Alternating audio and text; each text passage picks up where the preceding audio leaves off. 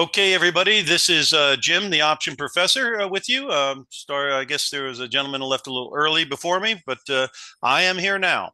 So, quick background on myself. I'm a graduate of Boston College. I've been in the options business really for many decades. I did seminars throughout the nation educating investors, even went up to Canada a couple times. And basically, I've been trading thousands and thousands of options in my career. And I have a very good understanding of the options, and I'm going to explain how I try to approach them and also some of the pillars I look at to try to be successful while doing it. Um, as far as all the information I give you today is simply my opinion and my observations, and is definitely not advice. So basically, just view it as informational purposes only. And again, options, you should be talking to your broker to discuss suitability and all that kind of stuff, and risk tolerance and all that kind of stuff. But today, I'm going to share you what I think. I'm going to share you what I think is going on. Okay, and also the pillars of what I look at to try to be successful at it. Okay, so I just thought I'd show you the IBM chart here because it's really kind of textbook on what I try to do with the market. Okay, I happen to believe in the moving averages, and I happen to believe in momentum. Obviously, there's 9 million things I'm aware of, right? From the candlestick charts to the clouds to the Fibonacci numbers to the Elliott wave. There's 9 million ways to look at things. I look at everything, but I really always come back down towards the moving averages, which are based on price and time, and the RSI, which is based on momentum. Why are those two things the pillars of what I do? Well, because people lie, but the moving averages don't lie because they're based on factual time and price. And momentum, in my view, is kind of like an automobile speedometer. If an automobile is going over 50, it's a pretty strong engine. And if it gets above 60, it might start accelerating up to 80 miles an hour because it's already got momentum going through 60. So the engine's already cooking and something has made it cook.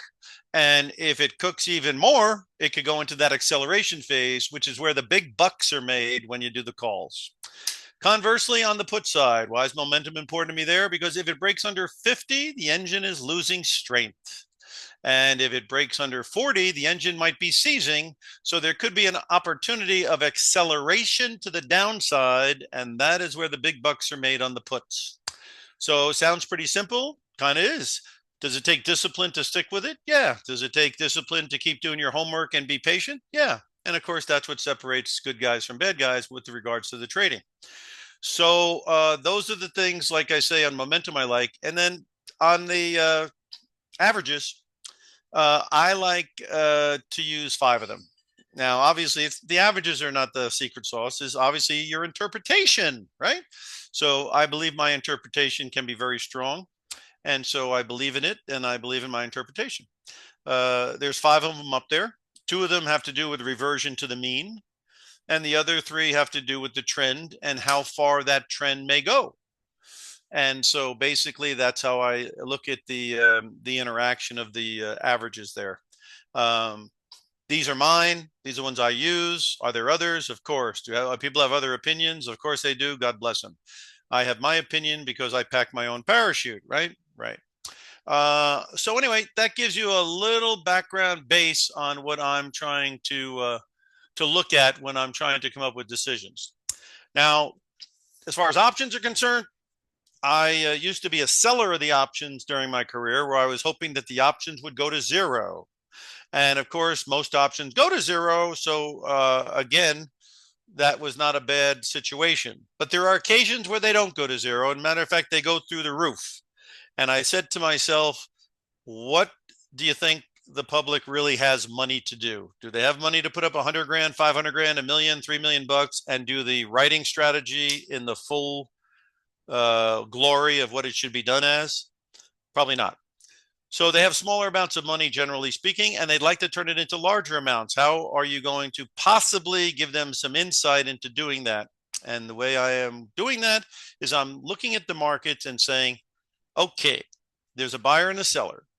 Somebody is dead wrong here. And who is it? Well, I said, when you got whacked on the sell side of these options, when did you ever get whacked? And you get whacked when the option premiums shrink down to where they're pretty inexpensive. Options that are going for 100, 200 bucks, 300 bucks, they can't go any lower than that. And if they got a month or two on it or even more, that's going to be some time risk. So once the options get down low enough, and I believe there's news, events, or something happening that will jar the volatility number, that's when I think the opportunity may be worthwhile. So not an exact science. I don't use all the Greeks to come up with that. I just use my eyeballs, my common sense, my feeling, and my charts, and my overall views of things that are going on in the world. It's a little bit of my own soup, and you can create your own soup, but you should have some soup. It shouldn't be the random walk theory, because luck does run out. So I'll give you, for instance, here on IBM. Okay. IBM back in June 24. Can you see how everything's kind of pointing down going into June? And then it starts to make a turn. Now it started looking interesting to me because I got my red line pointing up. I got my green and blue pointing up. And that gives me a tip that we might be going on a very extended run. Then one of the big reversion lines, which is purple here, got taken out. And that gave me a really good thought that we could maybe go on a very big run. Then, of course, it turns over here and the red line starts turning down. So obviously, I think it's going to be possibly going down. But blue never really turns down here. So that makes me feel this is temporary. And the purple line is my defense line. You gotta have a wall you're defending, a hill, defend that hill, right? And so that's the hill. And then obviously we go back up. And again, we come back down. Blue never turns down. Green really hardly turned down. And you're holding purple. That makes for a nice signal to me to take a shot at those calls. Because, when it goes down like this, everyone's buying puts and the call people are all getting wiped out. When the call people are getting wiped out, what does that mean? I'll tell you what it means. It means the premiums are shrinking. Why are they shrinking? Because everyone's getting wiped out. Okay, so when they all get wiped out, the premiums are low and you're holding a support zone. That means all these out of the money options are going to be cheap. And these guys had earnings coming up, and IBM seems to be making money pretty consistently. So betting on their earnings being good was not a long shot by any means. And of course, this consolidation of averages, that also tells me what? It tells me that that's a weird deal. Why is it a weird deal? Because these are 3 different time frames, and they're all at the same price, pretty much. Does that sound weird? Of course it's weird. Is that the norm? No, it's not the norm. So what's the likelihood? Boom. Those averages are going to separate. And in this case, since the purple's pointing up, the red's pointing up, the blue's pointing up, green's pointing up, why not bet up, right? And of course, that's how you make a lot of money in options. You buy some calls a little bit out of the money, you get the news, it pops, and then you ring the register.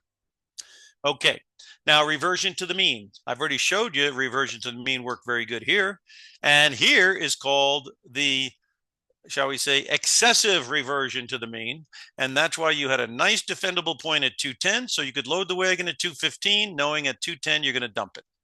Was that a good idea? Looked like a pretty good idea right now, doesn't it? And here you also had a nice consolidation of the averages. What did I tell you? That doesn't last. It's weird. And what happened? Bam. Okay. So a lot of people are surprised that IBM's up at 266, but I am not surprised because I just outlined why I'm not surprised. Okay, so that gives you a little bit of an idea on how I try to use some of these things. And when people subscribe to my weekly alerts, obviously I share information with you, I share ideas with you, and then of course sometimes they could have some very good value for you.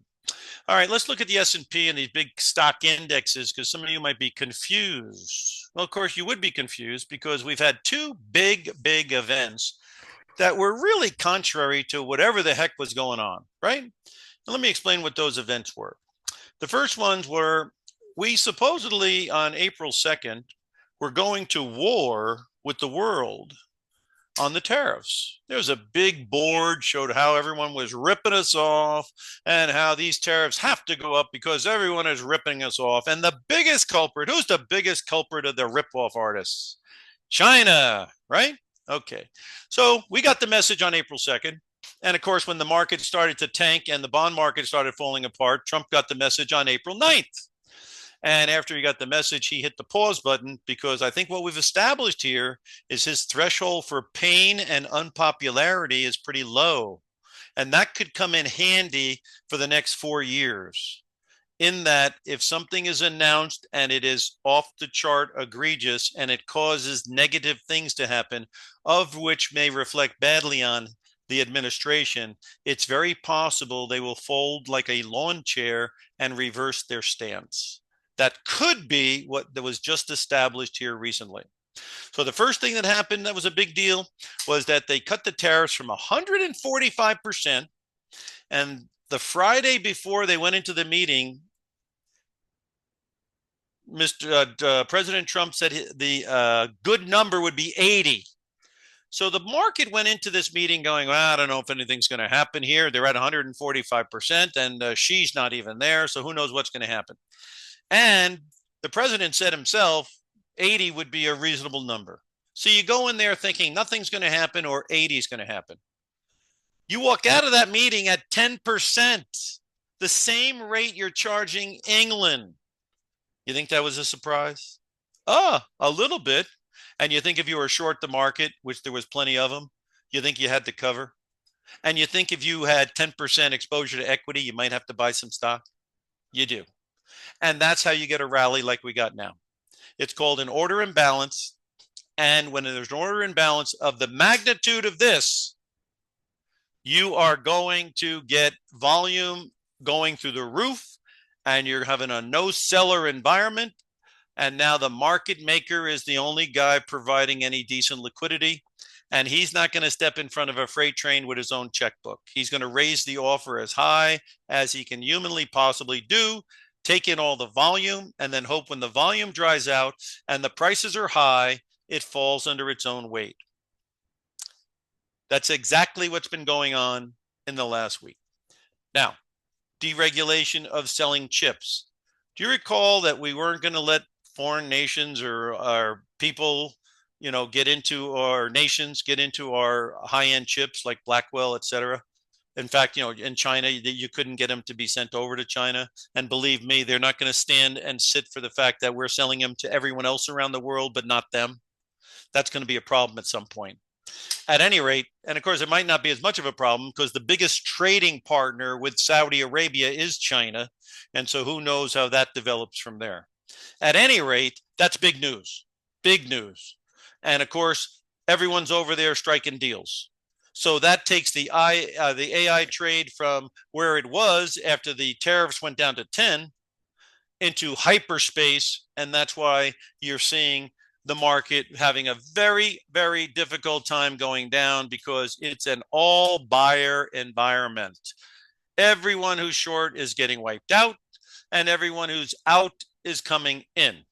So the guy who provides liquidity, the Citadels, the Goldman Sachs, whoever they are, they're going to require a very high price to sell because they're not going to put their checkbook in front of a freight train. So that's why we're up in this 5,900 to 6,000 area, because my guess is they believe that that's about the high this thing's going to go, because the rhetoric may change pretty soon. In other words, I just gave you what the big news has been, which is tariffs being cut and deregulation of the chips. What's the next big news that could possibly rock the markets? Well, I think Jay Powell told you what it is, and that's continued uncertainty over what? Over how high prices are going to go, because these tariffs still are way higher than they were a year ago. And Walmart just came out and said they are going to raise prices. What do you think? The other people aren't going to do it? So there's going to be an inflationary effect. We don't know what it is. And there could be a growth effect, because obviously when you raise prices high enough, sometimes people stop buying. In this world, who knows where that number is, because people have got access to capital from everyone from the mob to upstart to a firm. In other words, I mean, they're loaning money for people to get groceries. So the bottom line is you want to borrow money out there because it's a 4% unemployment environment. You got all takers, Klarna, Upstart, Affirm, you name it, they're out there. And, you can't fix your car. Hey, we'll loan you the money. You can't buy your groceries. Hey, we'll loan you the money. So I don't know what the number is that'll slow this thing down, Every restaurant in Nevada here seems like it's filled to the brim. I'm sure if you're in any of the major centers, Boston, New York, Chicago, Miami, LA, San Francisco, you're seeing that people are out there spending money like drunken sailors. So the key to all of this game is always, now this is another pillar that you've got to remember. It always comes down to earnings and valuation. So right now we're at about 22 times earnings. We were at 23 times earnings. When we were at 4,800 and it looked like 145% tariffs, people were thinking they're going to have to cut their earnings estimates and reduce their PE ratios. And that's why the tech stocks are going so well, because they got their PE ratios discounted dramatically. They're not just discounted dramatically anymore. So that ship has sailed. They're back to higher valuations again. And again, the CapEx not being cut has also been a very big thing for them, because again, all the hyperscalers still believe that throwing money at the data center stuff and all and the chips is still the way to, and the AI story is still the way to go. So we will be seeing, I'm showing you Van Eck. You see down here at 170 on the semiconductors in April, during the April, after April 2nd. That's what it was going to look like if, in fact, he went with the 145. So I don't know why it's such a surprise to people that he didn't stick with 145, because if he kept this pace, we'd be at 2,000 on the S&P.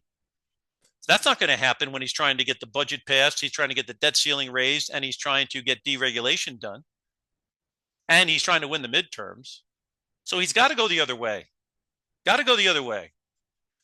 I didn't know it was going to go down to 10. Boy, that's a pretty big going the other way, right? 150 to 10, and the same rate you're giving to England. That's a big one, huh? So that tells you really how desperate they are to make sure that everyone's happy, so that when they say that we're going to run a fiscal deficit of $2 trillion, that nobody raises their hand and go, hey, that sounds like a bad deal. Or nobody says, our national debt is already a joke. Now you want to put 5 or 6 trillion on top of it. That sounds like not a good deal.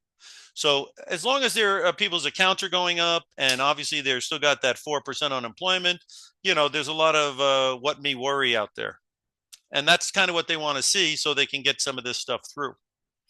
The way the timeline seems to work is going to be May for the House of Representatives to get it done, June for the Senate to get it done, July to get a compromise, because the Senate and the House are not going to agree on everything. So July will be compromise town. And then August, the idea is Trump's going to have it on his desk, and that coincides with what? The pause ending. And so you know what I think? Save some money, because I think August, September, and October are going to be absolutely wild, because he won't have the coaster brakes on him, because he'll have those bills passed, ideally. And people are going to start squawking. I mean, Japan's already talking that they don't want autos involved in any agreement. By the way, there are no signed agreements. So if you were selling real estate and you went to your boss and said, hey, listen, I got a bunch of letters of intents or some memorandums here, the guy would look at you and go, well, have you closed? Are there any closings where we're going to distribute commissions and fees? And the answer, no, but down the road, we're going to have it. That's the kind of thing that's going on right now. So, that uncertainty word that everyone thinks has left the building, may very well be coming back into the building. And the likelihood of that happening, I think is quite high. Now, let me show you another thing that I use as a pillar. See, we're talking pillars here, not just Jim's opinion, right? By the way, I've been around a long time, so I hope you understand I've seen a lot of different rodeos here. So, I'm trying to use my experience to come up with a reasonable man feeling of what may occur. It's very hard to be a reasonable man when the policies are so variant. But at the end of the day, there is a theme. And the theme is obviously keep everything going, keep everybody employed, keep everybody spending. Okay, so here's the deal on the VIX. This is a very key stuff, because you know what? This VIX is down here. Look at it. Well, I'll show you. it's down into crunch zone here. Can you see the VIX is coming right into all my averages here, which are right in the 16 to 18 area, and we're at 1779. So it's in the neighborhood of a low. If it can stay between 20 and 15, we could be going to 6,400 on the S&P, because again, the spending is there. The stimulus coming out of this taxes and debt, which I'll get to in a second, could be fantastic. And of course, earnings. They were up over 10% in the second quarter. They were up over, in the first quarter. And they're expected to be up double digits the rest of the year, which sounded far-fetched 30 days ago, or April 2nd, right? Or April 9th. But it's not sounding as far-fetched now because they called all the dogs off. So if earnings keep growing and growing, and they keep paying 22 times earnings, you could do the math something like this. They were looking for 270 times 23,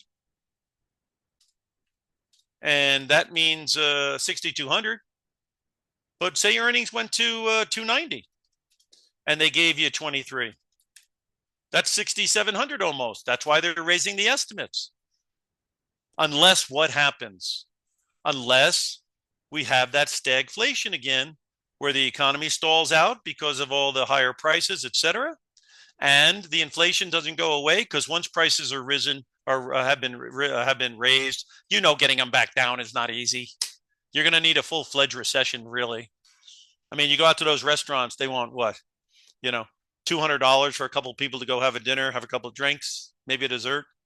You think that's going to go down to 150 or 100 anytime soon? No. So the bottom line is that, again, once the genie is out of the bottle with inflation, as they're finding out, it's not easy to get back in. And what's their target? 2%. Well, people are saying we're getting close to that because the numbers that have come out are before the tariffs hit, before the port of Los Angeles lost all their business. Now we're going to have to see. That's why the hard data ahead is either going to be confirming the concerns of a slower growth, higher inflation market, or it's going to be another deal where the consumer slides right by it. Here comes the goods, we'll mark them up, and life goes on. There's two scenarios there. And like I say, we'll have a pretty good idea of which one is going to be happening clearly by August, when he gets that budget thing. So I don't know if the delay in the data may be till July or August. They get all this stuff through, and then August, September, October, we get whacked. The market's at a higher level, possibly, surprising people with the wall of worry. And then we get into August, September, and October, and here's reality. They got to refinance $9 trillion of federal debt in the next 24 months. The consumer has slowed down. The inflation has picked up. And we're at a high level. And we have a reversion back to the mean. It's possible. And I'd keep my eyes open for it, because isn't August, September, and October the tough spot for the market every year anyway? Right. And again, how far, it's kind of like, it reminds me what Red Auerbach said when he drafted Larry Bird when he was only a junior. They go, Red, why are you drafting Bird? He can't even play for you for a year. And you know what Red said? He goes, do you know how fast a year goes by, buddy? And that's the story of, how fast time can go by. Same thing with August. I mean, we're already going to be in June before you know it. June, July, there's August. Okay. So I would, like I say, keep an eye on things, and don't forget that there's a lot of stuff going on in August that could be the changing of the guard. So be careful of that. Anyway, the here and now, we're at 17 and change. It could be an area of a high point, of a low point there. If it is, and it starts getting back above 20, we probably have hit the highs of this rally. So watch the VIX very closely. If I look at the 5-year graph, it could go a little further. So where's a little further? Where's that at? 1686. Not too far. Another point. If you go another point, maybe the S&P goes up another 100 points. Right? Or maybe, something like that, 100 points. And then there's a gap there. You know what a gap means? Sometimes it gets filled. Where's the gap? Between 20 and what? 20 and about 25. Oh, excuse me, 20 and what's the pre 22? Yeah, 20 and 22. So there's a gap to be filled, possibly. Okay. And these lines are rising, which that means it's not a declining VIX. This is an uptrend on the VIX. It's just coming down, peeking through. It could stay under, and we could be going to 6,500 on the S&P. No problem.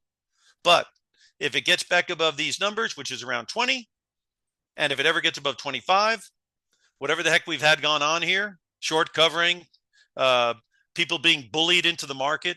I like that word, bully. Hey, listen, if you have sideline cash and it keeps going up every day, wouldn't you say the market is bullying you to go back into the market? I thought that word was pretty interesting because it's kind of a accurate feeling for some people who really don't want to buy this big strong move, but they feel like they're being bullied into it because obviously they might be light on their asset allocation, or their boss is telling me, why do you have so much cash? Or the other guy, your neighbor's telling you you're not in. So that's called bullying. We'll have to see how that works out. On the 1 year, again, you're back down here on the gold. So again, that 20 area, if you, for whatever reason, now since we've talked about the VIX possibly being in a low, which would mean the market could be near a high point, let's take a look at the S&P. Come on, S&P.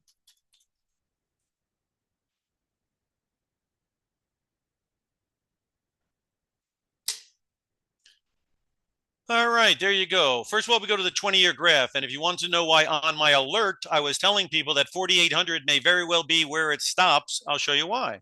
Because I had a moving average telling me it was going to stop. And I had the former highs from 2021 saying it was going to stop. So while everyone was jumping out of a window, I was saying, you know what? This could be an excellent time to play it from the long side. Okay. Now you can see it's broken above red. This is very bullish. Very, very bullish. So like I say, if the VIX is going to start going 1520, 1520, going to 6,500 is not out of the question. That's the kind of momentum that's going on.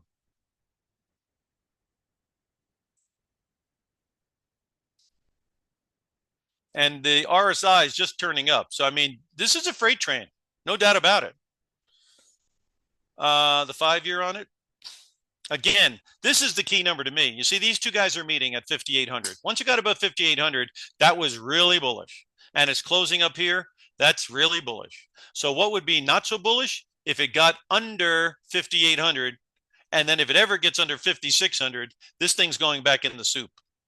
But that's not the direction of travel now. And there is a gap here that starts at around 5,700, I guess, and it goes up to 5,800. So that's a pretty good sized gap. But this is a freight train, and you need evidence for it to turn down. You got no evidence, so you don't fight it. And again, what you do is say, this thing could start accelerating, because when these two things meet like that, that's weird, and weird doesn't last. And since this blue is rising, again, breaking to the upside looks like the bet, even though this red doesn't look very good.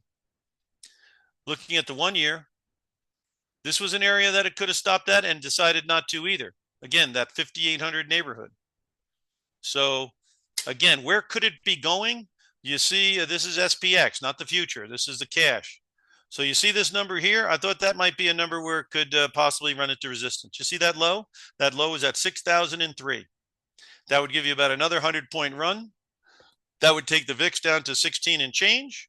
And if it had trouble anywhere, I would say that 6,000 area right there where that low is, because you can see that is the low from where it broke. So that's holding on to straws, though. In other words, that's like something to write down and keep an eye on. But certainly, I would not trade against it because there's not a moving average there telling you it's going to stop. You see here, you got a moving average saying it's going to stop. Here again, moving average that could tell you it could stop. You know what I mean? Here you got to turn up, so you could have used that. You could have used that. You could have used that the whole way up. So this is basically guesswork, but I would take a combination. What's my pillar? My pillar is I have a suspicion if it was going to stop and the VIX was not going to stay low, that would be a neighborhood of which I then would go to my short-term graphs, which would either be the 120 minute or the 30 minutes. And I would start looking at those to see if I get a turning point, because you'll get a turning point much earlier on the shorter term ones. You got a turning point down here at 51.50, you know? So that turning point gave you, that told you it's going back up. Well, at some point, this stuff will tell you it's going down. That point hadn't hit yet. Now, as we go into Friday here, you've got RSI at 76, and then you got RSI at 75. There's no divergence for you to work with. So again, this is still strong, and there's no evidence of any sustainable drop. See? Again, you were up here. This is on the 30-minute graph. So if you're short-term trading, obviously this would be one that you might look at. So what are you talking about here? You're talking about RSI at 80. That's a high number. How are we doing now? 63. Okay, 61. That's my first thing that might be telling me tomorrow you could roll over. What would make me think it could roll over? If you can get the red line pointing down, if you could break under 58.90, 58.95, that might give you an inclination that it could roll over a little bit, because it has lost steam on a very, very, very short-term basis. So keep an eye on that. That could be a tip that could work out. But again, this is a overall strong market, and I like to use my averages as my get out points, generally speaking. A lot of these stocks have taken off. Let me show you how I've been reading them. NVIDIA. I always like to look at long-term stuff, and then I move the numbers in. So take a look at it here on the 5-year graph on NVIDIA. You see, when it comes down here and you're this close to here, you want to take your shot, you take it because you got something to defend. Now, again, what I don't like about the market now, to be honest, and I'm having a hard time with it, is that when you make money on the market and it's in a bull market, this is what the chart looks like. Does the chart look like that now? No. It looks like it had something happen to it that made everybody panic in. That's what it looks like now. Because one thing good about moving averages, they take time to turn. So maybe you don't get as affected by short-term activity. Now, because it was so radical that they moved from 145 down to 10, well, you're getting a radical response. Because again, when NVIDIA was down here, the PE ratio was cut way down. The price had lost how much? Half of its value. And they've got back orders up to gazoo. So obviously the setup for a huge spike up when you give them that, listen, talk about the recipient of good news. NVIDIA got the tariffs going down to 10%, and they got a free look at giving the entire Middle East all the chips they want. That's a pretty good double whammy for NVIDIA, don't you think? So that's why you're up here, and that's why it's breaking out to the upside. Down here, what I was suggesting in the newsletter or the alerts that we have is to take a long-term position, because I didn't know when and how long it would stay down here. I thought that buying the 190 calls, selling the 120s for $1,200 to try to make $3,000, if it got above 120 and stays there, going out to the end of the year made a lot of sense. Obviously, it made a lot of sense. And this is the same strategy that I talked about in the alert on things like Broadcom, on things like Applied Materials, on things like Taiwan Semiconductor, on things like Advanced Micro Devices. Okay, so that was a worthwhile read during that period. So that's basically the story on NVIDIA. And again, it's above everything now, just like the S&P is above everything now. The question is it just going to go? They got earnings coming out at the end of the month. They've got a very good story now with all the orders they're going to get from the Middle East. So we'll have to see. But it's certainly a freight train right now, and there's no evidence of a turn. Obviously, it's starting to look like it could have a reversion to the mean if the news changes at all. So, that's something you have to keep an eye on. But if I look at my 120-minute deal, what do I got? I still got an uptrend, and I got a little divergence, because here you are at 87, and now you're at 76. So it is running out of a bit of a steam, but nothing's pointing down. And then you've got 86 on RSI against 70. So, it has run out of steam, but until you start seeing the red and the green and the blue pointing down, like they pointed up here, I don't know how far you can go. So just be patient. If it starts trading 130, 132, these things start rolling over, and you want to see if you want to take a shot for a pullback into that gap 122 or into this gap at 116, which would be a hell of a reversal, but stranger things have happened. Then keep an eye on it. Because the first thing I look for is an exhaustion of the momentum. I got a little bit of that on my 120 minute graph. On my 30-minute graph. Tiny bit on the 1 month, right? Tiny bit on the 1 month. 87 against what?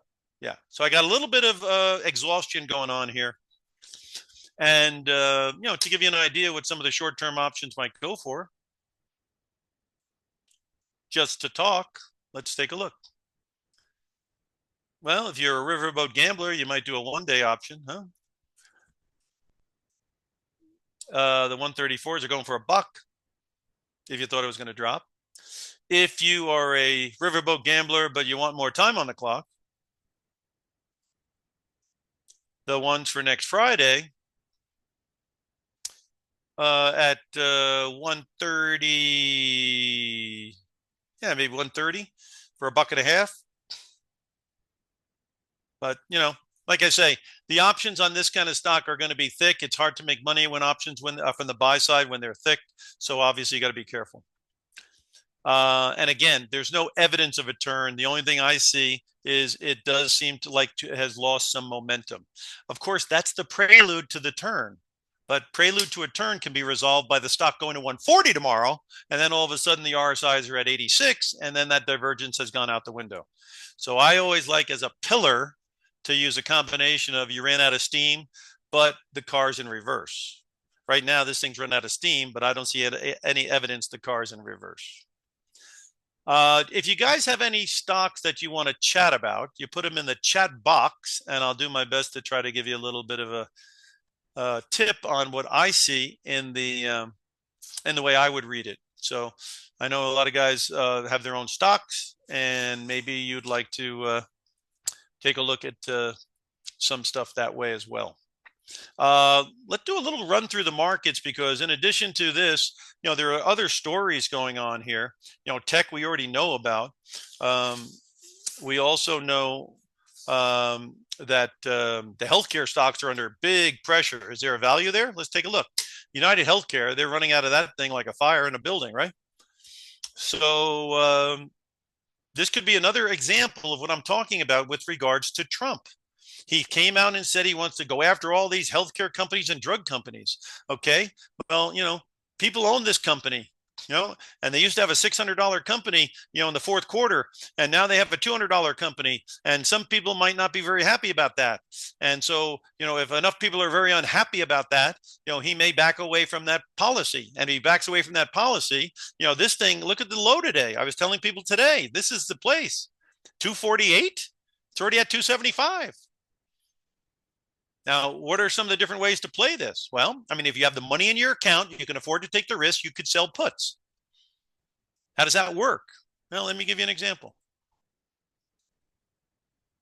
You think anybody's buying puts when it goes down $50 a share?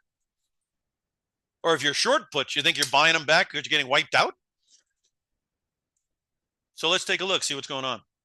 Let's say you wanted to go out a month. Let's go out to June 20th. Let's see what's going on. Okay, so, and now, of course, these options are lower now than they were $25 ago when it was at 248. But what are they now? Well, you could, let's say you want to take a little bit of a longer term picture here. Let's say you want to go out to July. That's 2 months out. See if they fatten up at all. Well, you could go with the 190 puts and get paid $560. And that means you're agreeing to buy the stock at 190 minus $5.60. So the stock is trading 270. In the next 2 months, do you have the money in your account? Are you willing to take the risk to be put the stock at 190 minus your 560, or $184.40? If it goes up from here, you'd be a winner. If it goes, you'd keep the premium. If it goes sideways from here, you keep the premium. And if it goes down from here, as long as it would stay above 184, 180, 190, as long as it stays above 190, you still keep the premium. Now, if you really think you're near a low point, what some people might do is they take that premium of 190 and they buy a call spread above. Now, if you were going to do a call spread for 5, what would you do? Well, you'd pick strike prices you believe in, and then you'd come up with a $6, $5, and $60 spread. And what you'd be doing is you're taking the premium you got paid and putting it into a call spread in case it's going to go the other way. Sometimes that can work on things if they're going to snap back.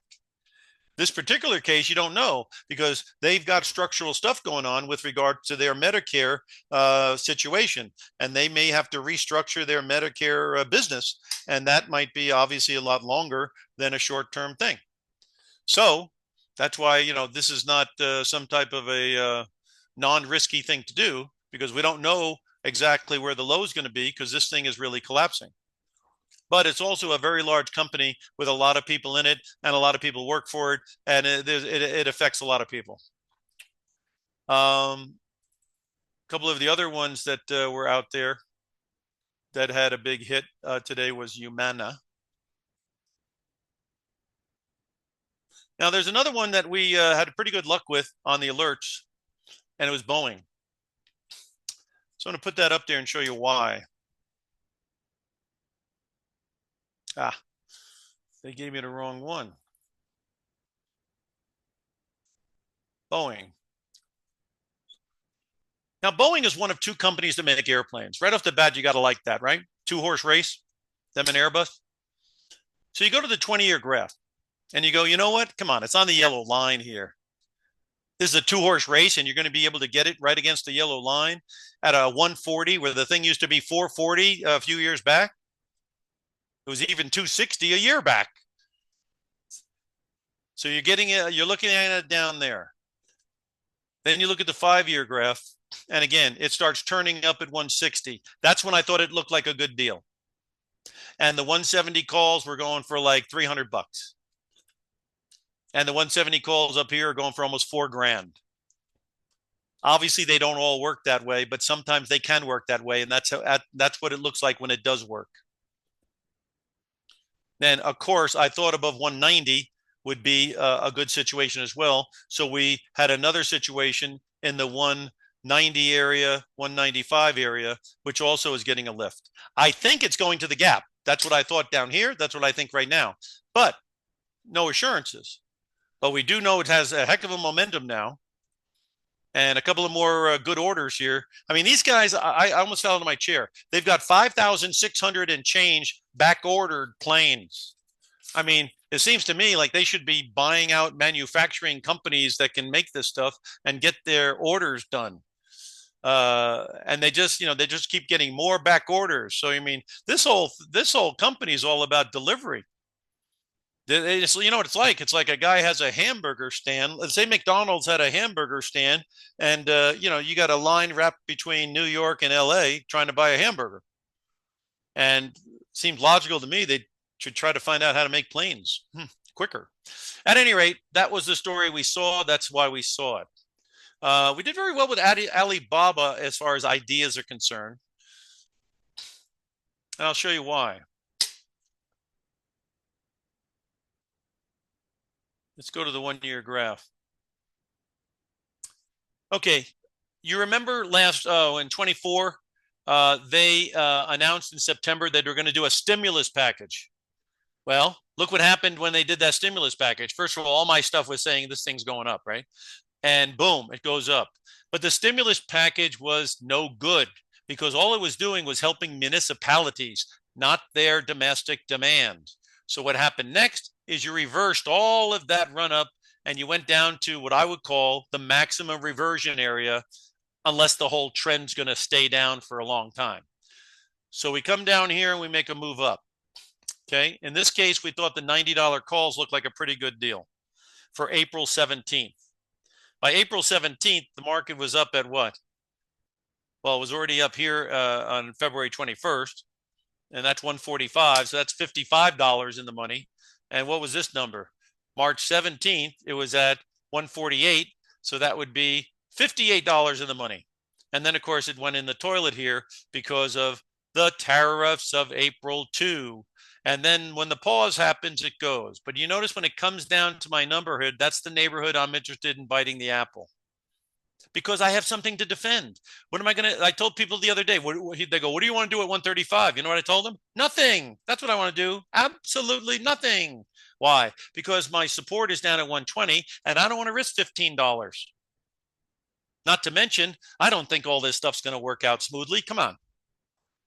They all, all of this stuff is memorandums. So it looks like deals are being made. That's how I read it. I don't see signed contracts, and I see a whole bunch of who shot John. So the bottom line is we're going to have to see how things pan out. But these guys are not happy about everyone in the world being able to buy those Blackwell chips except them. And I don't know. I think they're going to be unhappy about many things. And I think what they've seen with the administration is I don't know how much heat they can take.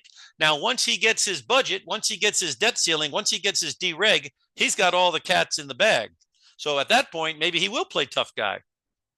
I don't know. But it seems like, again, they don't want too much pain. But again, one of the reasons they don't want too much pain is they got a lot more things on their docket they needed approval on, and they don't need town hall meetings attacking Republicans because their 401k just lost 30%. So it's a pretty obvious reason why they went to 10% and why the market has rallied here, because they need popularity to get the agenda going. It's not them. Every administration needs to be popular to get their agenda going, right? But in this case, it was pretty darn dramatic. Come on, 145 to 10. Ooh, that's pretty dramatic. And we're gonna hold on to our technology and these chips to, hey, anybody in the Middle East need chips? So these are pretty radical changes, and that's why the prices are radical. Anyway, this thing's pulling back, but I'm showing you why during certain environments it can be a heck of a deal, but why you have to be patient for the setups to occur. And if they're not there, go look at the other 5,000 stocks. This is like the land of the land of opportunity. Just look for another opportunity. Let's see what we got here. You got AMD and TSS. Okay, what's TSSI? Okay, let me try it. I like learning stuff. Old dog, new tricks, that kind of thing. So I've never heard of $TSSI. So let's start with that one. And whatever that is, I don't have the thing on it. I'll try it without the dollar sign. Okay, there it is. What the heck do they do? I don't know. $8. We're in the cheap seats. Okay, that's okay. It's up $2 in the aftermarket. You're onto something there. All right, well, let's look at how long has it been around? Been around a long time? Well, it has been around a long time. And now I understand why people are interested, because this is the place where it would come back up. So you're looking at something pretty interesting here. Again, what I'd like to do, well, if you want to put in what they do for work, that wouldn't kill me, because I don't have the ability to keep bouncing around to other screens, or at least I don't know how to do it. Anyway, so yeah, this thing came out at $1. It went nuts to $18, but it reverted to the mean. And that's the mean, guys. So if you're going to take a shot at this thing, you get in there in the 7-8 neighborhood. And now today in the aftermarket's at 11. And look at that RSI turning up. That's the good stuff. Now let's look at the 5-year. Hey, you get above the blue's rising. Well, I guess it's above the blue. Where'd blue come in? 943. Why do you think it's at 1080? Because everybody who knows how to read a chart here is saying this thing's breaking back up. Now, red is down here, but we noticed on the 20-year it's rising. And that 20-year is a long-term graph, man. So that's like a main Hudson River, and the main Hudson can overpower the smaller tributaries. All right, so there you go. Looking good. Again, looked a lot better down here. When that thing was turning up, you got a gap here. Let's hope it doesn't come down and get filled, but it does look like it wants to go up. Okay, on your 1-year graph here, again, when the hidden thing, this is the time, you know what I mean? I've been loaded up. I can't trade every stock, but if I was trading this one, I'd be buying the heck out of it all along 7. And the fact that it's breaking out would be no surprise to me. Now, can it get above purple? Everything else seems to be getting above purple. Purple's at 1020. In the aftermarket, it's at 1149.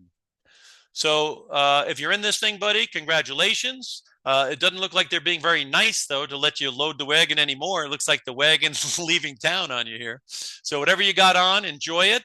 And again, if it gets above 1020 here, that would be the area you don't want it back under. So there's something to defend. 1020, you don't want it back underneath there. So again, this thing must have something cooking here. Again, I don't really care what it does for work. I'm only following the price. And so that's a good deal. Good deal, buddy. Good deal. Oh, they're in data centers. Well, that makes sense, right? Everybody's on the data center train again. So that would make sense I should have guessed that, because I think if you chew gum and walk and you're in data center, you got a bid. So and of course, this thing was the catch me out for a while. It kind of reminds me of some of the stuff that we did pretty good with, like with D-Wave, where it was down, and then they got some good news on it. Of course, if you put the right symbol in, it's always better. It kind of reminds me a little bit of that. QBTS. Got to get rid of that. Kind of reminds me of that a little bit, where the darn thing was way down. Come way down. So this is where I thought this was a good deal. And so the call options were dirt cheap. And obviously this kind of a bang to the upside was a nice little hit. AMD.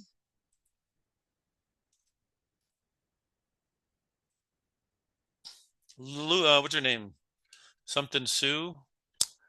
Lisa Sue. That's her name. Lisa Sue.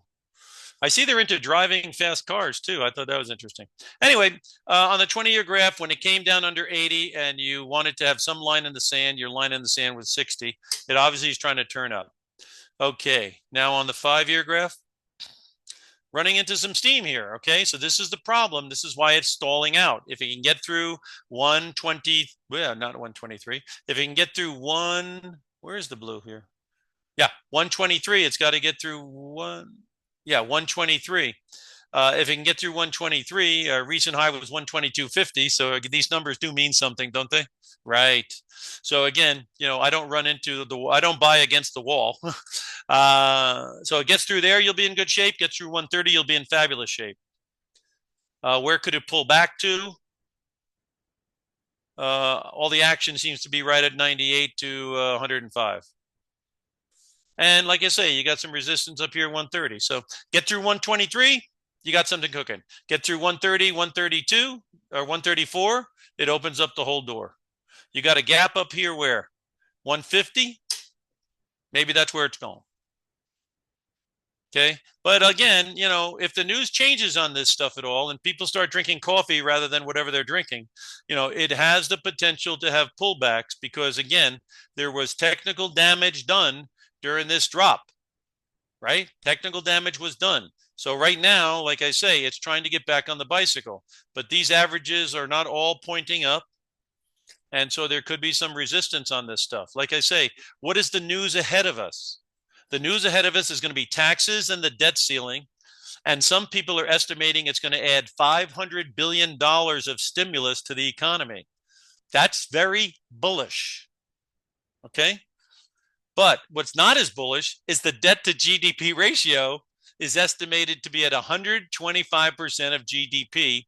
And in the next 24 months, $9 trillion of which we know of is supposed to be refinanced by Treasury, because Yellen had all short-term maturities when she put all that debt into play. So that news, again, is ahead of us, as well as cutting the drug prices. So again, things can change. If it looks like, the economy is stagnating because of tariffs or because of inflation, that is not the news that's going to get you to 140 on this thing. There's a lot of excitement coming out of the Middle East.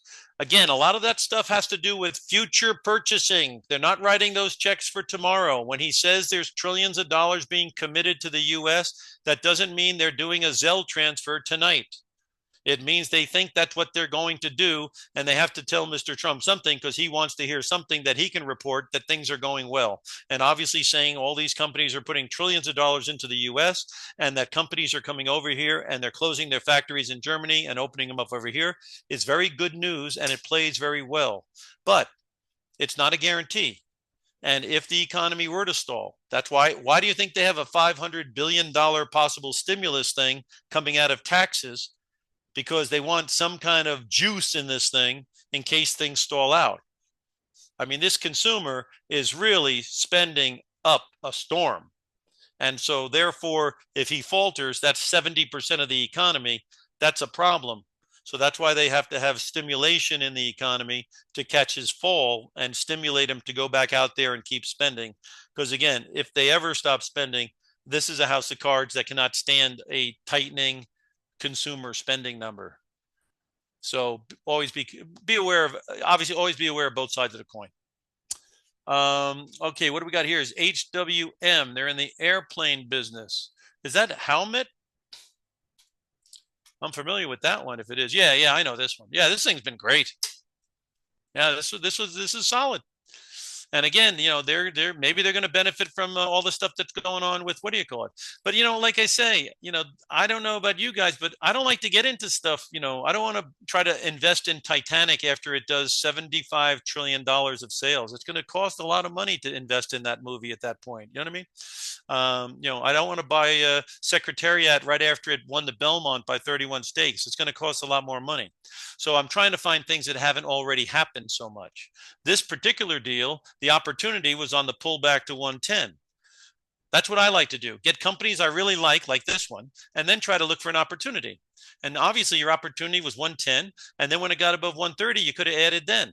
But up here, this is called the gravy train, of which you should already be on. So that's why it's tough. Now, sometimes if you want to do limited risk options and put one position on and then see what happens, and then if it tanks, you only lose the premium on the one vertical spread.